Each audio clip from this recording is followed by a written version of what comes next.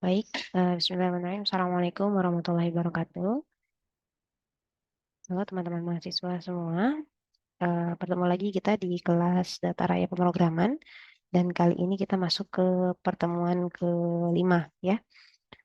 Em, Kemarin beberapa minggu terakhir kita fokus pada bagaimana menggali atau meningkatkan literasi digital kalian, baik terhadap bagaimana menggunakan eh, teknologi digital secara bertanggung jawab, bagaimana sekuritasnya, bagaimana dampak dari kelalaian dalam penggunaan digital. Intinya tiga atau empat pertemuan terakhir itu eh, apa namanya berfokus kepada peningkatan literasi digital dari teman-teman semua. Nah, untuk pertemuan lima kali ini kita sudah mulai masuk spesifik pada data raya pemrograman dalam artian data ya, fokusnya ke data. Seperti itu. Nah, mungkin ada baiknya sebelum kita lebih lanjut terkait materi yang kita bahas, kita awali dulu dengan berdoa. Menurut agama masing-masing, berdoa dimulai. Baik, selesai. Teman-teman, minggu lalu kalau tidak salah ingat juga kalian sudah pernah, kita sudah pernah menyinggung tentang karakteristik data, di mana dia secara volume itu besar, besarnya itu memang super big, secara velocity itu apa namanya sangat sangat sangat longgar atau sangat rentan gitu ya, sehingga mengakibatkan sorry, ini pun diakibatkan oleh secara jenis data yang beragam gitu, tidak hanya gambar, tidak hanya suara, tapi bisa kombinasi dua, tiga, empat jenis gitu dari jenis data tersebut, sehingga ini yang menjadi kekhasan dari karakteristik data yang dikatakan big data ya, data raya. Nah, kemudian ketika kita sudah mengetahui jenis bentuknya, apa namanya karakteristik volumenya, karakteristik apa namanya kelenturannya, eh, ada pertanyaan kemudian cara pengambilan datanya bagaimana gitu. Mungkin juga pernah disinggung oleh saya di pertemuan selanjutnya. Selayaknya data pada umumnya kita kenal ada data kuantitatif, ada data kualitatif gitu ya. Nah, ini pun bicara tentang big data, maka bisa data di antara salah satu itu atau bahkan kombinasi keduanya. Gitu. Nah, mungkin lebih jelasnya akan saya tampilkan eh, PDF-nya ya, teman-teman ya, agar lebih tergambar oleh kalian. Saya rasa kalian juga sudah bisa akses materi tersebut di LMS Online Learning ya. Itu sudah terlampir di sana. Nah, baik. Semoga sudah terlihat di layar, teman-teman. Jadi ini adalah bahasan tentang bagaimana cara mengambil data. Dan biasanya kita mengambil data itu dari sumber yang seperti apa. Gitu ya. Maka harapannya kalian bisa memahami tentang format data, cara mengambilnya, dan sumber datanya. Kita ambil dari mana. Baik. Teman-teman, pasti kalian juga sudah pernah mengetahui ya terkait teknik-teknik yang dilakukan dalam pengambilan data. Teknik ini sudah dilakukan sebelum data raya itu sendiri hadir gitu ya. Karena memang ini pada umumnya dilakukan dengan empat teknik atau melalui empat teknik ini. Teknik melalui angket, wawancara, observasi, dokumen gitu ya. Teknik pertama melalui angket. Jadi atau kuesioner ya bahasa lainnya. Teknik pengumpulan data melalui angket ini dengan kita mengajukan pertanyaan secara tertulis. Biasanya pertanyaannya jenis pertanyaan tertutup ya, bisa yes no question atau bisa skala 4 misalnya dari yang sangat setuju menjadi sampai ke tidak setuju gitu. Eh, yang sifatnya hanya opsional gitu pertanyaannya. Dan kemudian pertanyaan tersebut dijawab oleh responden. Nah, responden ini adalah eh, bisa dikatakan oke, bisa di responden ini bisa beragam gitu.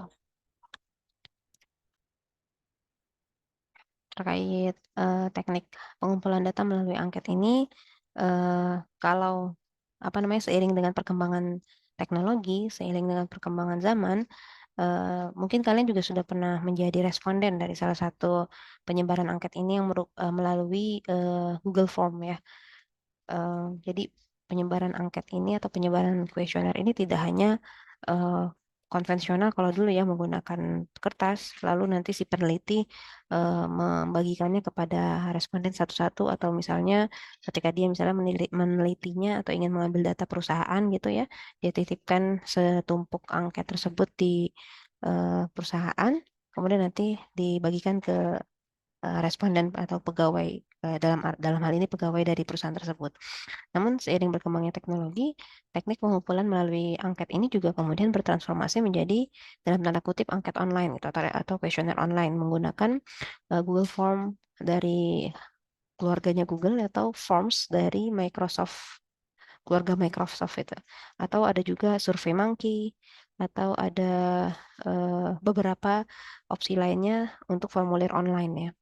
Nah, ini eh, tidak jauh berbeda dengan formulir yang manual atau dalam dalam bentuk fisik ya.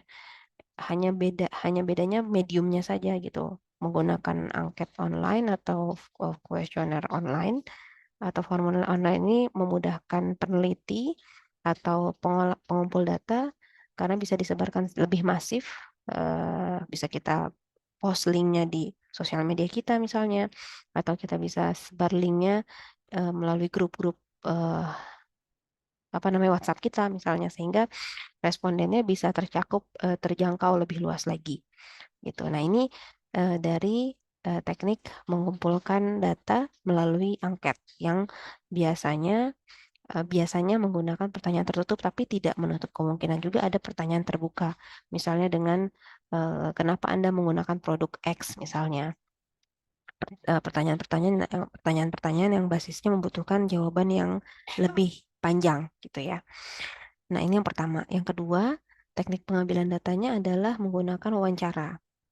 Nah, ini biasanya lebih kualitatif ya datanya. Yang kita membutuhkan data yang lebih sifatnya deskriptif, sifatnya naratif. Nah, maka teknik wawancara ini menjadi salah satu alternatif pengumpulan data yang selanjutnya. Dengan cara si interviewer mengajukan pertanyaan langsung kepada responden atau narasumber. Pertanyaannya juga bisa yes no question atau pertanyaan tertutup, tapi lebih umumnya kalau pertanyaan untuk wawancara itu pertanyaan terbuka. Bagaimana, kenapa, seperti itu. Jadi pertanyaan yang membutuhkan jawaban-jawaban yang eh, lebih mendalam gitu. Nah, eh, teknik selanjutnya untuk eh, jenis yang lainnya itu observasi. Ini pengumpulan data penggunaan teknik observasi ini melalui pengamatan langsung. Jadi misalnya kalau dalam metode penelitian kualitatif misalnya diawali dulu dengan observasi gitu.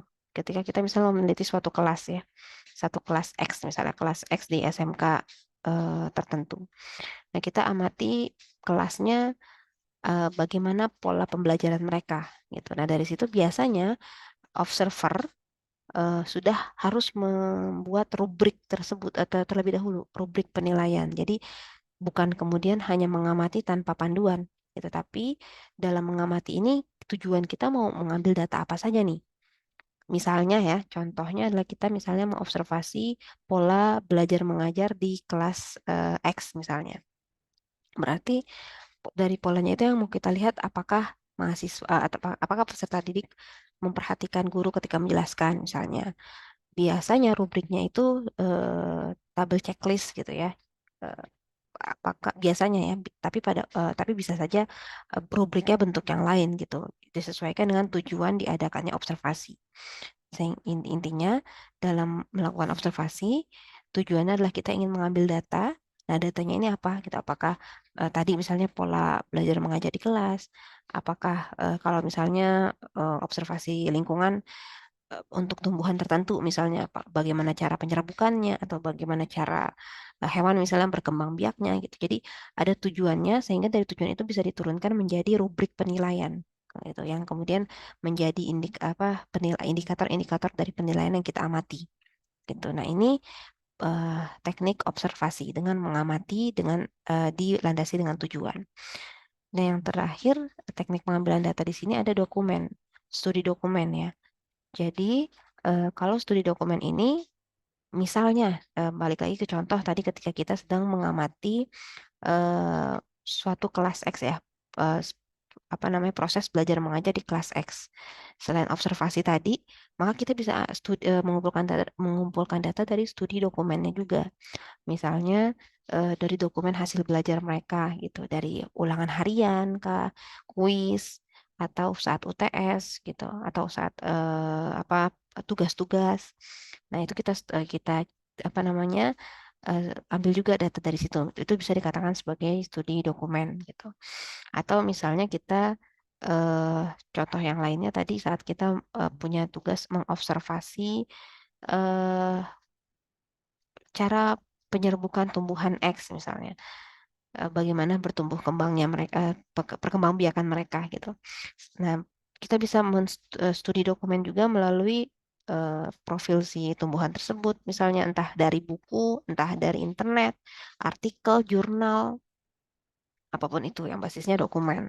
Itu pun juga kita tujukan untuk mengambil data yang kita butuhkan, gitu ya. Jadi eh, empat teknik pengambilan data ini merupakan pilihan-pilihan yang bisa saja berdiri sendiri atau bisa saja kita kombinasikan. Misalnya eh, angket dan wawancara misalnya.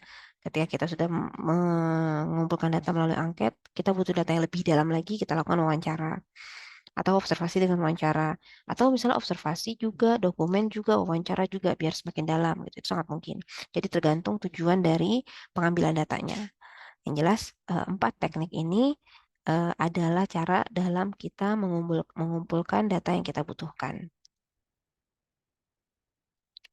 Nah, selanjutnya, itu kalau pengambilan data secara umum ya. Nah, spesifik ketika kita bicara data raya pemrograman, maka ada teknik juga ketika kita mau mengambil data di internet gitu. Mengambil data di internet di sini bukan berbeda atau tidak sama dengan mencari data ya. Kalau pencarian data kan kita bisa kunjungi web browser lalu ke search engine gitu ya. Search engine kan ada Google yang sangat familiar saat ini ya. Atau kalau dulu atau sekarang juga masih bisa sih melalui Yahoo, Yahoo Search Engine juga bisa atau Bing, ini keluarannya Internet Explorer juga bisa gitu. Atau mungkin ada search engine lainnya ya. Tapi mungkin yang familiar di kita adalah search engine Google ya. Nah, itu untuk mencari data. Tapi kalau untuk mengambil data, di sini ada dua ya, web scraping dan web crawling gitu. Web scraping adalah ekstraksi data dari web. Web crawling adalah mengindeks informasi pada laman web. Apa dua hal ini? Mungkin akan lebih jelas pada slide selanjutnya. Nah, ini teman-teman perbedaan spesifik antara eh, web scraping dan web crawling gitu. Nah, kalau web scraping itu disebut juga pengindeksan. Jadi dia mengekstrak kumpulan data tertentu secara otomatis dengan menggunakan bot. Kalau mau dibayangkan, jadi datanya itu masih dalam bentuk package gitu, kemudian nanti akan diekstraksi menjadi kumpulan data-data kecil yang kita butuhkan. Yang selanjutnya ada web crawling. Nah, ini kalau web crawling mungkin yang lebih familiar ya, karena biasanya sistem web crawling ini digunakan oleh search engine, gitu, oleh Google, oleh Bing, oleh Yahoo. Ini tadi yang tadi saya sebutkan ya. Jadi web crawling atau kalau secara bot disebut crawler itu em, langkah-langkahnya adalah membaca keseluruhan laman web. Jadi dia baca dulu semua webnya, lalu mengindeks data di laman web. Indexing itu seperti mengkategorikan data, lalu menelusuri semua link dalam web untuk kembali membacanya. Jadi misal, ketika kita mencari di Google ya, salah satu search engine yang mungkin familiar oleh kita, Google. kita cari sekolah, kata kata sekolah saja, satu kata sekolah saja. Nanti cek deh di Google itu di bawah kolom search-nya itu ada keterangan berapa detik ya. Biasanya sepersekian, seper, seper, sepersekian detik deh. Itu langsung muncul sumber sekolah. Jadi kenapa bisa si Google itu cepat memunculkan data yang dibutuhkan? Karena dia sudah ada sistemnya kurang lebih 3 tahap ini. Walaupun 3 tahap, tapi ya karena Google punya database yang luar biasa besar, jadi sudah tahu apa di mana gitu. Maksudnya adalah misal ketika kita ketika kita mencari sekolah, kata sekolah tadi ya. Ketika kita mencari kata sekolah, maka dengan apa namanya? Dengan otomatis dia akan membaca keseluruhan laman web. Jadi em, web-web mana saja secara cepat yang ada unsur kata sekolah gitu. Nanti dia akan indexing data tersebut dan dia akan telusuri lagi ke link-link terkait, nanti akan ditampilkan. Kebayang nggak dengan tahapan-tahapan tadi, tapi dia tetap bisa menampilkan data sepersekian detik. Ini kan menandakan bahwa memang sistem komputasinya tuh sangat very fast, itu sangat cepat sekali. Gitu. Jadi makanya kenapa search engine ini sangat sangat bersaing dan hari ini Google yang menguasai ya, karena eh, hampir semua informasi ada di Google gitu kan. Jadi Google bisa dengan mudah kalau cara lambatnya ya, misal Google kita visualisasikan sebagai orang gitu ya, sebagai pustakawan deh gitu. Ketika kita datang ke pustakawan, tolong cari kata sekolah. Google akan melihat apa namanya rak-rak buku, mana buku yang mengandung kata sekolah diambil lalu dikumpulkan dalam satu rumah baru lagi dan ini akan ditampilkan ke dan ini akan diberikan kepada yang tadi apa yang minta ke pustakawan tadi. Cara lambatnya gitu, analogi singkatnya.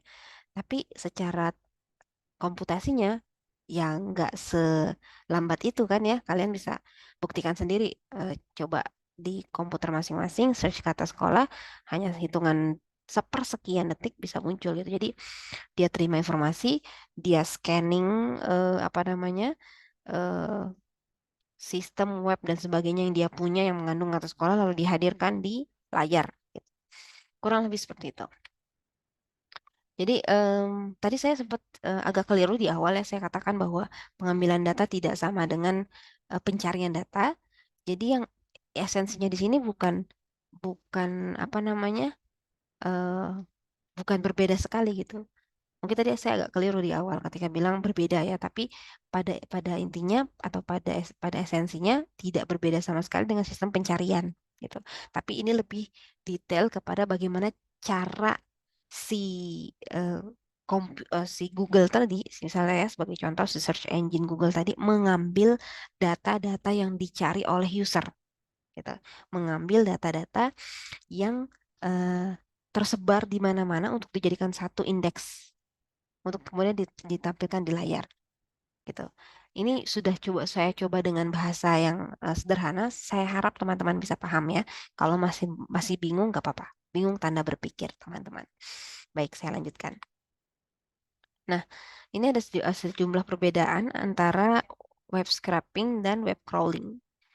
Kalau web scraping ini sangat akurat, hemat biaya, tepat tujuan. Kalau ingat tadi di sini apa namanya definisinya, kalau web scraping ini kan mengekstrak kumpulan data tertentu secara otomatis dengan menggunakan bot. Jadi kumpulan datanya sudah ada, hanya tinggal diekstraksi saja, gitu. Makanya kenapa sangat akurat dan hemat biaya karena apa tujuannya sudah ada, kumpulan foldernya udah ada nih, tinggal diekstrak, kemudian digunakan. Gitu. Nah, tapi kalau web crawling, deep dive, penyelamannya dalam dia dan real time.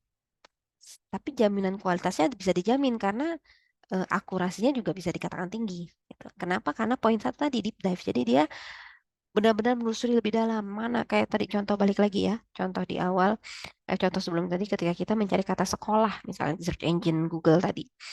Dia akan benar-benar diving lebih dalam lagi, menyelam lebih dalam lagi, mencari mana web-web informasi-informasi yang terkait dengan pencarian tadi. Makanya teman-teman, ini juga jadi salah satu tips and trick ketika kalian mau mencari sesuatu di Google. Gunakanlah kata kunci yang khas. Kayak tadi contoh misalnya saya hanya menginputkan kata sekolah. Itu pasti akan banyak sekali informasi yang muncul karena ya prinsipnya yang penting ada kata sekolah, maka Google ambil dan tampilkan untuk user. Nah, bandingkan jika kita menginput kata kunci yang very unique. Misalnya sekolah, SMK di Jakarta Timur, wilayah Cipinang misalnya. Pasti kan selected banget yang ditampilkan kan ya. Jadi ini juga tips untuk kalian ketika kalian mau mencari informasi di Google, gunakanlah kata kunci yang spesifik gitu agar memudahkan kita mendapatkan informasi yang sesuai gitu ya. Tanpa harus menjelajahi satu-satu web-web yang mungkin tidak terkait dengan apa yang kita cari gitu. Karena memang prinsip web crawling deep dive dia akan benar-benar apa namanya menyelam lebih dalam ke web-web atau informasi terkait yang memunculkan kata kunci yang kita minta. Dan dia sifatnya real time gitu. Jadi misalnya ada website yang baru saja diupdate, itu udah masuk ke dalam jangkauan si search engine tersebut. Very real time. Jadi sangat sangat sangat kondisi sesuai yang sekarang gitu. Sehingga juga jaminan kualitasnya bisa kita jamin gitu, berkualitas gitu ya.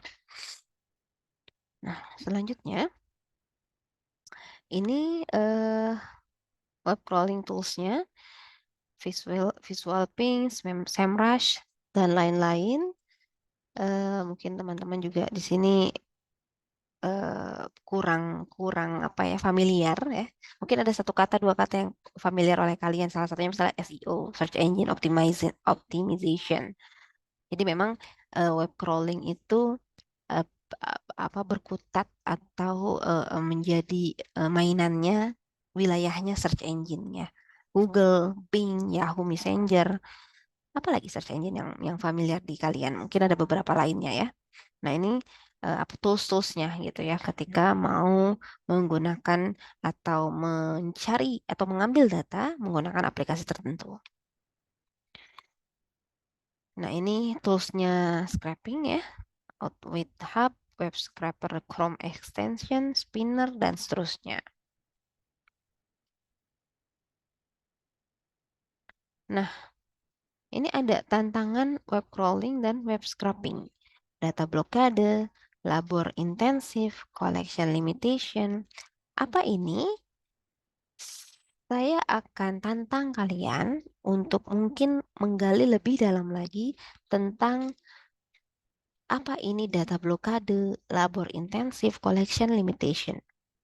Jadi silakan kalian membuat grup teman-teman terdiri dari 3 orang satu kelompoknya untuk membedah tantangan web crawling dan web scraping terkait data blokade, labor intensif, dan collection limitation.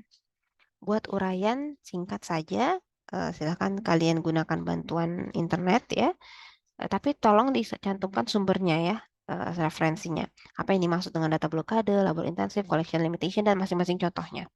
Gitu. Saya rasa satu kelompok 3 orang bisa bisa dengan mudah mengerjakan ya, bisa bagi-bagi satu orang satu tugas gitu, dengan menjabarkan definisinya, karakteristiknya juga misalnya, dan contohnya seperti apa. Nanti di pertemuan selanjutnya kita diskusi sebentar terkait ini. Baik, saya rasa untuk bahasan pertemuan 5 cukup sampai di sini. Teman-teman, pada intinya pertemuan ini atau materi ini membahas tentang bagaimana cara kerja search engine atau bagaimana cara kerja internet itu mengambil data gitu. Mengambil data dari sumber-sumber yang ada. Eh, dan ini yang kita sedang pelajari adalah cara kerja robot ya atau cara kerja komputer. Maka teman-teman kalau ada istilah-istilah yang mungkin belum familiar, ya diterima saja ya. Karena memang ini adalah tentang bagaimana kalian memahami cara kerja komputer. Demikian yang bisa saya sampaikan teman-teman semua. Jika ada pertanyaan silahkan ditanyakan di kolom chat YouTube atau bisa langsung ke grup WhatsApp kelas kita ya. Dan diingatkan kembali di LMS itu sudah dipost juga materi pendukung berupa video YouTube ada 2, Ada juga materi narasi yang disematkan di web LMS juga bisa dibaca. Mohon untuk dipelajari juga sebagai pendukung pemahaman kalian.